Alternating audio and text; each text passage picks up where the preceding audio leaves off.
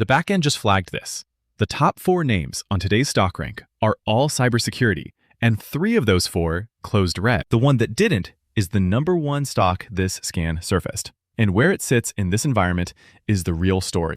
Everything closed green on inline CPI. But look at the order. The Nasdaq led, up about 0.75%, while the S&P managed a 0.25 point and still finished 9 points shy of the record it set last Friday. 3 sessions now, and that high is still standing, with a perfected weekly sell count sitting right on it. VIX dropped about 5% to 14.5. That's compressed, not calm. The dollar's reaction to that CPI print is exactly why the bond read matters first. The dollar pulled back to support after inline CPI, and the 10-year eased. But don't read that as all clear on bonds. The 30-year is sitting at 5.25%, near the highest levels since the run-up to the global financial crisis. And TLT is still in a technical sell posture. U.S. net interest expense hit 20% of total tax revenues, the highest since the 90s, which is the structural parameter the backend's been flagging under the yield curve. That bond stress has a specific driver, and it's exactly what the energy scan turns up next. Energy is the quiet story underneath this year's tape. XLE barely moved today, but step back, and it's up almost 37% year to date, with crude itself up about 45% over the same stretch. Crude sat near $83 and shrugged off the CPI print entirely. That combination is the tell. Energy holding gains like that, while the headline index stalls under its own high, reads as inflationary leadership, not classic risk on. And that's exactly the dynamic that lit up the metals side of the scan. Gold's catching a dual bid here. Dollar softness from that CPI reaction and safe haven flow from the Hormuz situation. And GLD and the miners are showing broad engagement behind the move. The back end flagged a structural angle too. Gold miners are still trading below the in-ground value of their reserves. Silver's riding the same tailwind. And that dollar softness the system's been tracking is showing up far beyond the metals board.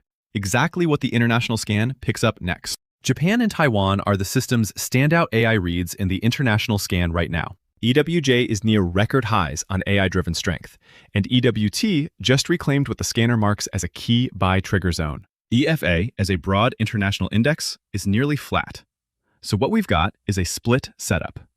AI-driven Asia pulling ahead on one side, most of the rest of the world sitting on its hands. The backend also flagged that international relative strength versus US equities is starting to fade, which is where the chart and the macro story start to pull in different directions. That speculative appetite showing up in Asia feeds right into what the crypto scan picked up next. Bitcoin's holding up on the CPI-driven relief bid, but the backend's sitting on a harder flag. BTC dropped back below its key short-term moving averages on the daily chart and is now retesting the medium-term MA. Weekly resistance between 66 and 69,000 is real, and the scan picked up over $50 million flowing out of IBIT. The market's telling you something about conviction above resistance. BTC/USD stalled just below its key Fibonacci retracement, which the system's flagging as the cap on this counter-trend rally. Whether that resistance holds or breaks is exactly the question the best of best scan weighs in on next. And it's got a specific answer on the speculative side. That cybersecurity sweep the scan opened on. Top 4 ranked names, all from one sector. 3 of them red on the day. That's the backdrop the best of best is sifting through right now.